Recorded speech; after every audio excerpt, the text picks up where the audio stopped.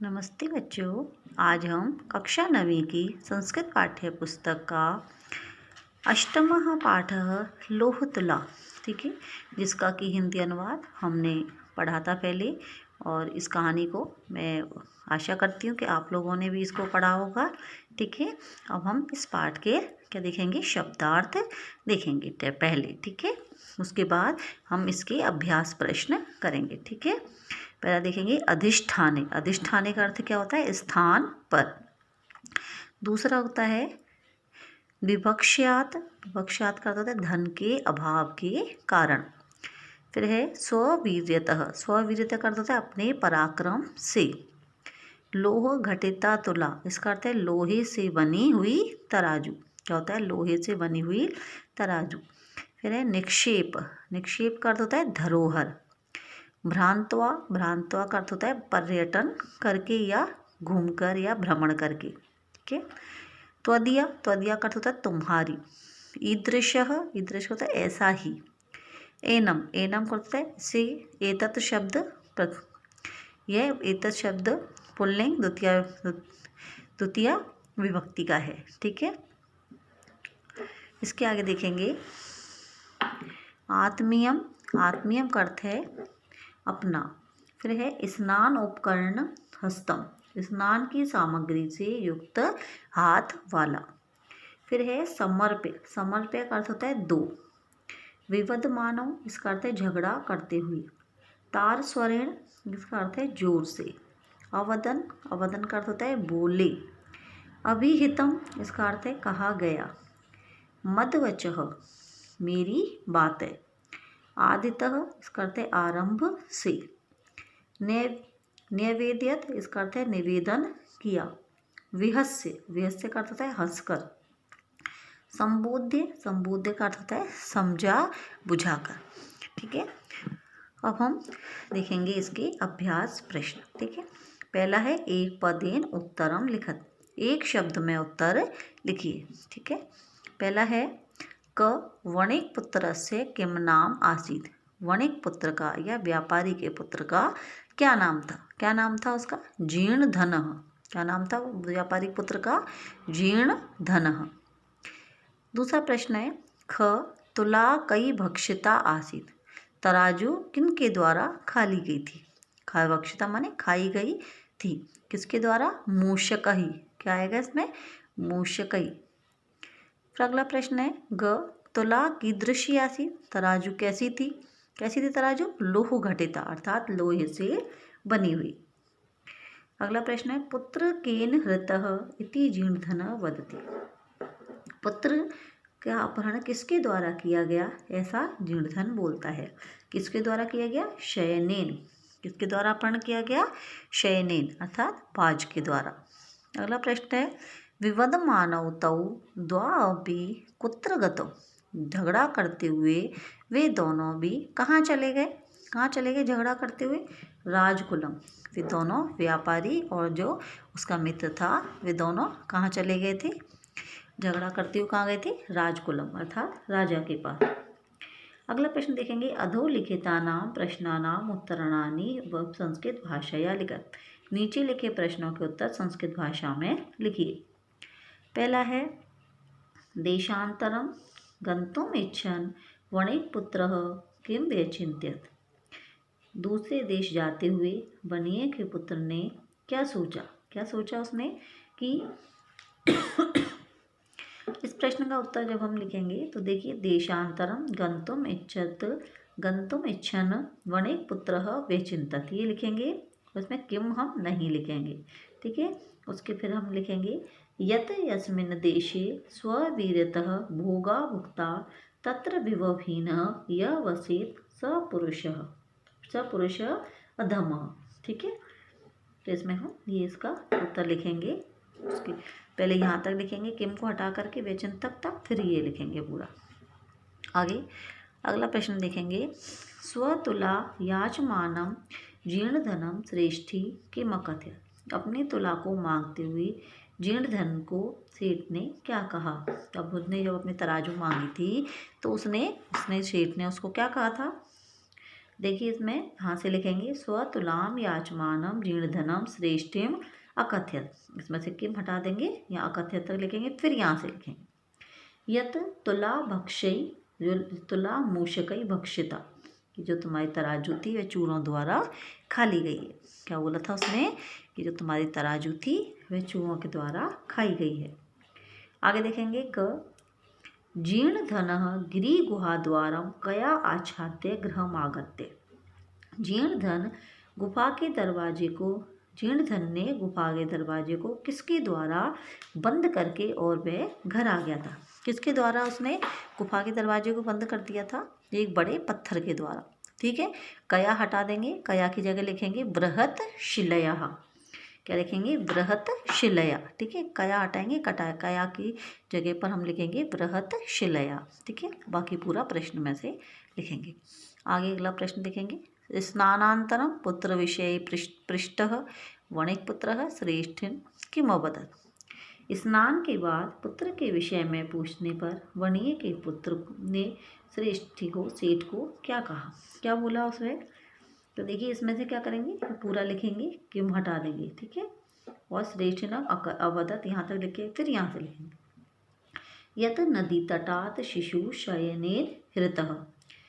यत नदी तटात शिशु शयनेन हृतः, की नदी के किनारे से बालक बाज के द्वारा अपहरण कर लिया गया है।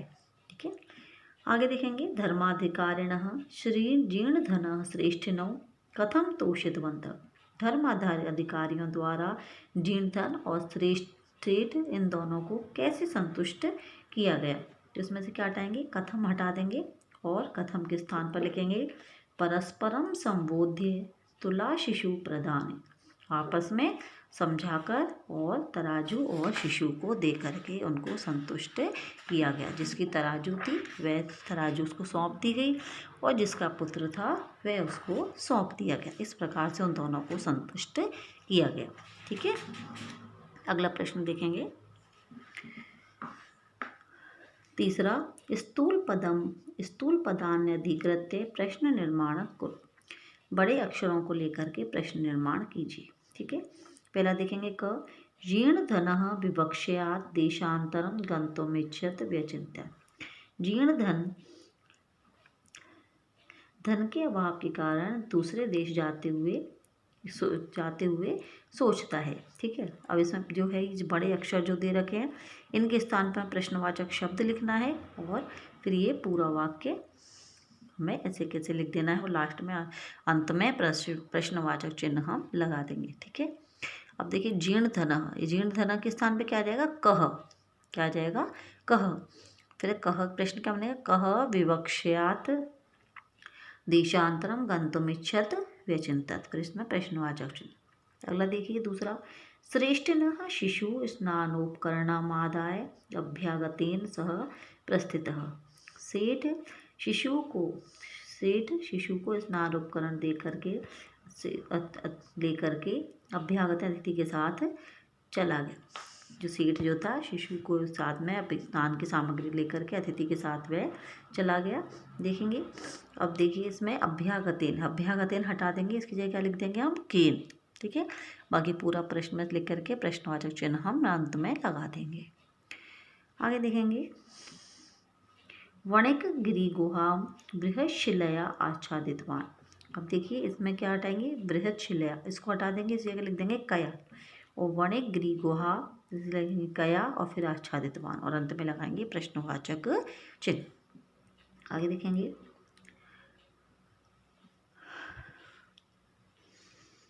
सभ्यै तौ परस्परम संबोध्य तुला शिशु प्रदानेन संतोषितौ। उन सज्जनों के द्वारा दोनों को आपस में समझा बुझाकर तराजू और शिशु दे करके संतुष्ट किया गया। अब देखिए इसमें क्या लिखा हुआ है, तुला शिशु प्रदानेन। इन शब्दों को हटाएंगे और इनके स्थान पर हम क्या लिख देंगे, केन। क्या लिखेंगे, केन। ठीक है, और बाकी पूरा प्रश्न में से लिखेंगे, और ये भी लिखेंगे अंत वाला शब्द, और अंत में लगा देंगे प्रश्नवाचक चिन्ह।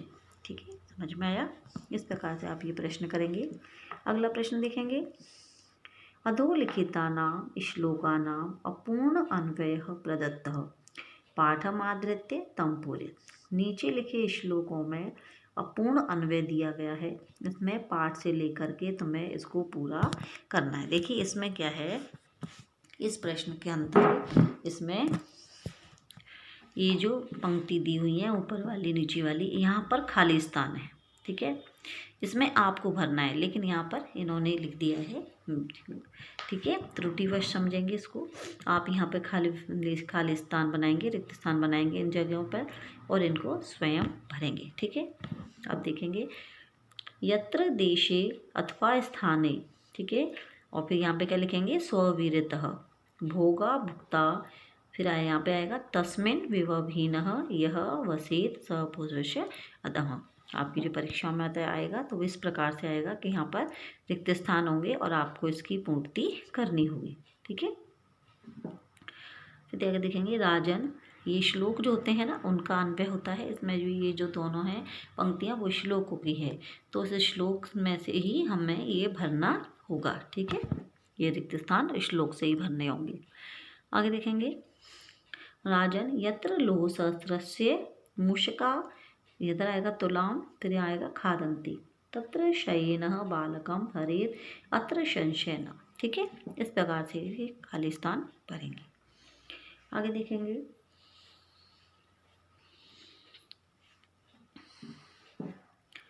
पांचवा प्रश्न, तद पदम रेखांकितम कुरुत यत्र, ठीक है।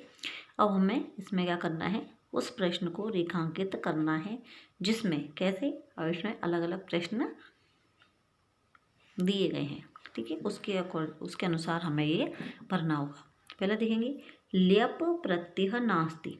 अब हमें इन चारों शब्दों में से ऐसा शब्द चुनना है जिसके में कि ल्यप प्रत्यय का प्रयोग नहीं हुआ है, और ये हम पहले भी पूर्व में बता चुके हैं कि ल्यप प्रत्यय का प्रयोग कहाँ पर होता है, कर या कर के अर्थ में आता है, और साथ ही ल्यप प्रत्यय जहाँ पर आज जिस शब्द में भी लगता है वहाँ पहले उपसर्ग का प्रयोग होता है, ठीक है।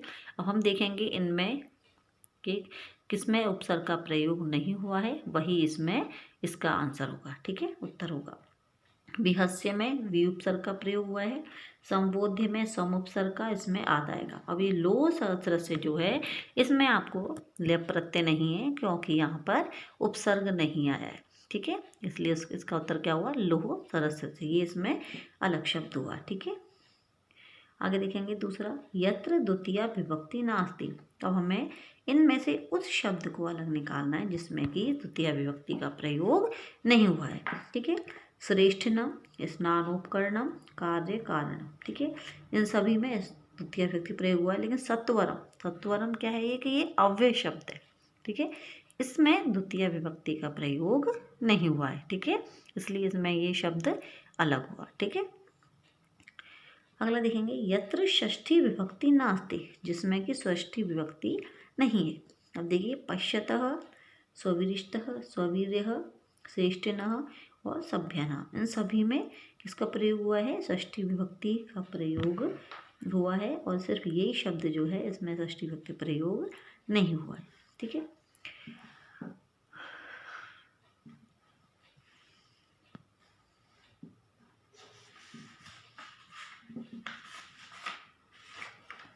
आगे देखेंगे संधिनाम संधि विच्छेदेन व रिक्त स्थानानि पूर्य, संधि अथवा संधि विच्छेद के द्वारा रिक्त स्थान की पूर्ति कीजिए। देखिए श्रेष्ठे आह, ठीक है, इसमें जब हम इसका संधि विच्छेद करेंगे तो ये है कौन, ये है यण संधि का है, इसमें यण संधि है, इसमें देखिए इसमें य की जगह क्या हो जाएगा, ई आ जाएगा, ठीक है, तो इसकी संधि जब हम करें तो संधि विच्छेद क्या होगा, श्रेष्ठी प्लस आह, क्या बनेगा, श्रेष्ठी प्लस आह, ठीक है।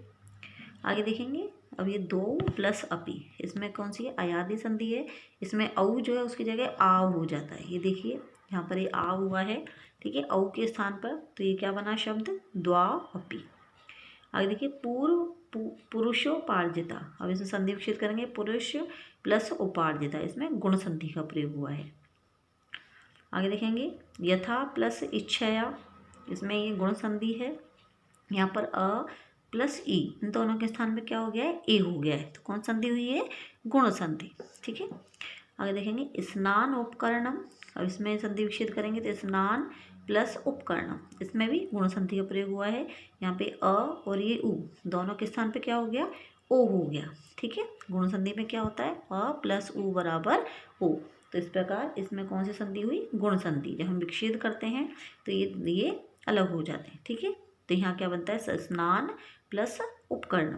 आगे देखेंगे स्नान प्लस अर्थम। जब हम इसको मिलाएंगे, इसमें दीर्घ संधि का प्रयोग हुआ है क्योंकि इसमें भी अ का स्वर आ रहा है न के, और इसमें भी यहाँ पर भी अ का स्वर है। तो जब दोनों तरफ, दोनों पद अंत में, पदों के अंत में, शब्दों के अंत में समान स्वर होता है, वहाँ किस कौन संधि थी, दीर्घ संधि होती है। तो दीर्घ में क्या होता है, यहाँ पर दीर्घ मात्रा आ जाएगी अर्थात बड़ा की। तो क्या बन गया, स्नानार्थम। ठीक है, आगे देखेंगे समस्त पदम विग्रहम व लिखत। समस्त पद अथवा उसका विग्रह करके लिखिए। देखिए जैसे स्नानस्य उपकरणम। ठीक है, जब हम इसका बनाएंगे तो क्या बनेगा, स्नानोपकरणम। आपको बताया था कि तत्पुरुष, इसमें तत्पुरुष समास है और तत्पुरुष समास में पहले पद में क्या होती है, विभक्ति लगी हुई होती है। और जब हम इसका समस्त पद बनाते हैं तो शब्द होगा अपने मूल रूप में आता है। इसमें मूल रूप क्या है शब्द का, स्नान। शब्द क्या है, स्नान। इसमें से विभक्ति को हटा देंगे और यहाँ पर ये संधि, गुण संधि का प्रयोग हुआ तो ये क्या बना, ये स्नानोपकरण। ठीक है, आगे देखें गिरी गुहायाम, अर्थात पर्वत की गुफा में। तो इसमें भी हम ये कौन से, इसमें समास है, तत्पुरुष समास है। तो पर्वत की, इसमें हम षष्ठी विभक्ति लगाई तो क्या बना, गिरे, और क्या बना, गुहायाम। ठीक है, आगे देखेंगे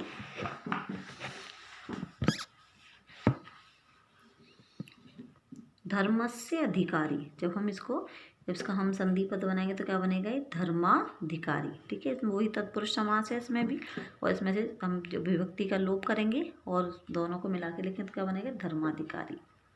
विभवहीनः। ठीक है, तो विभवहीनः जब हम वैभव से हीन, ठीक है, वैभव से, तो हम तृतीय विभक्ति का प्रयोग करेंगे तो इसमें क्या बना, विभवही हीनः, वैभव से रहित। ठीक है, इस प्रकार ये क्या हुए, इसके हुए। अब आप क्या करेंगे, इस कहानी को अपनी कॉपी में हिंदी में लिखेंगे और अब इस कहानी का सार हिंदी में लिखेंगे और अपनी भाषा में लिखेंगे। ठीक है, ये जो प्रश्न है इसमें दिया हुआ है, जो अगला प्रश्न है इसमें दे रखा है, आप इसको, इसमें तो लिख दे रखा है संस्कृत में लिखने के लिए, लेकिन आपको इस संस्कृत में नहीं लिखनी है। आपको इसके स्थान पर इस कहानी का सार किस में लिखना है, हिंदी में लिखना है। ठीक है, और इन शब्दों को, शब्दों से नहीं, आपको अपनी भाषा में लिखेंगे और इसको हिंदी में इस कहानी का सार लिखेंगे। ठीक है, आपने कहानी पढ़ी, आपको कितनी समझ में आई, इसलिए आप इस कहानी को अपने शब्दों में लिखेंगे। आगे देखेंगे, ये देखिए यह पाठ विष्णु शर्मा द्वारा पंचतंत्रम नामक कथा ग्रंथ के मित्रभेद नामक तंत्र से संकलित है। इसमें विदेश से लौटकर जीर्णधन नामक व्यापारी अपनी धरोहर को सेठ से मांगता है। तराजू चूहे खा गए, ऐसा सुनकर जीर्णधन उसके पुत्र को स्नान के बहाने नदी तट पर ले जाकर गुफा में छिपा देता है। सेठ द्वारा अपने पुत्र के विषय में पूछने पर जीर्णधन कहता है कि पुत्र को बाज उठा ले गया है। इस प्रकार विवाद करते हुए दोनों न्यायालय पहुंचते हैं, जहां धर्माधिकारी उन्हें समुचित न्याय प्रदान करते हैं। अब देखिए इसमें जो ग्रंथ है पंचतंत्र, उसके विषय में कुछ बताया गया है। महाकवि, ये ग्रंथ पंचतंत्र जो है किसके द्वारा लिखा गया है, ये महाकवि विष्णु शर्मा के द्वारा। ठीक है, महाकवि विष्णु शर्मा 200 ईस्वी से 600 ईस्वी के मध्य में इनका समय था कि राजा अमर शक्ति के पुत्रों को राजनीति में पारंगत करने के उद्देश्य से पंचतंत्र नामक सुप्रसिद्ध ग्रंथ की रचना की थी। जो विष्णु शर्मा थे, इन्होंने राजा अमर शक्ति जो थे उनके पुत्रों को राजनीति का ज्ञान देने के लिए इन्होंने इस पंचतंत्र नामक ग्रंथ की रचना की थी।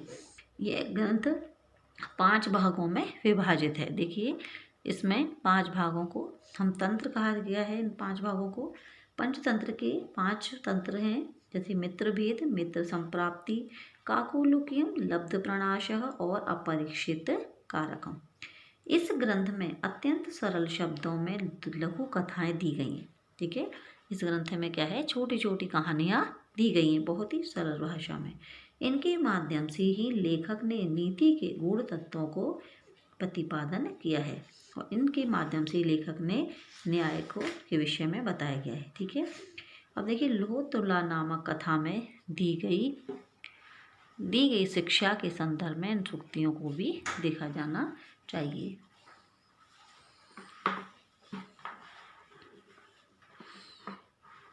इस प्रकार से इसमें कुछ ही सूक्तियाँ दी गई हैं, तो वो आप देखेंगे इसमें, ठीक है। इसके बाद आप ये देखेंगे इसमें तसिल प्रत्यय है, ये किसमें है, ये तसिल प्रत्यय जो है पंचमी विभक्ति का प्रयोग इसमें किया जाता है, ठीक है। तो इनको आप रहने दीजिए, इनको मत करना है इसको अपनी कॉपी में। लेकिन ये अभितः, परितः, उभयतः, सर्वतः, समया, निकषा, हा, प्रति के योग में द्वितीय विभक्ति का प्रयोग होता है। ये आप अपनी कॉपी में करेंगे और इसको ऊपर वाले को नहीं करेंगे, ठीक है। तो ठीक है, इसमें इसके उदाहरण दिए गए हैं इसके। गृहम अभितः वृक्षः सन्ति, ठीक है। तो इस अभितः शब्द के योग में गृहम शब्द में कौन सी विभक्ति का प्रयोग है, द्वितीय का। यहाँ देखिए परितः शब्द आया है, परितः शब्द के योग में विद्यालय में कौन सी विभक्ति आई है, द्वितीय विभक्ति। इसी प्रकार से उभयतः शब्द है, इसमें ग्राम में कौन सी विभक्ति आई है, द्वितीय विभक्ति, ठीक है। हा दुराचारणम, हा, ये हा प्रति, इनके योग में भी द्वितीय विभक्ति प्रयोग हुआ है। इसी प्रकार से निकषा शब्द के योग में क्रीड़ा क्षेत्र में द्वितीय विभक्ति प्रयोग हुआ है। यहाँ प्रति शब्द आया है, इसलिए प्रति के योग में भी यहाँ पर द्वितीय विभक्ति का प्रयोग हुआ है विद्यालय में। आगे देखेंगे समया, समया शब्द के योग में नगरम शब्द में द्वितीय विभक्ति प्रयोग हुआ है। यहाँ देखिए सर्वतः शब्द आया है, इसलिए सर्वतः शब्द के योग में ग्रामम शब्द में द्वितीय विभक्ति प्रयोग हुआ है, ठीक है। इस प्रकार से आप इस अध्याय के, इस पाठ के सभी प्रश्नों को अपनी कॉपी में करेंगे। धन्यवाद।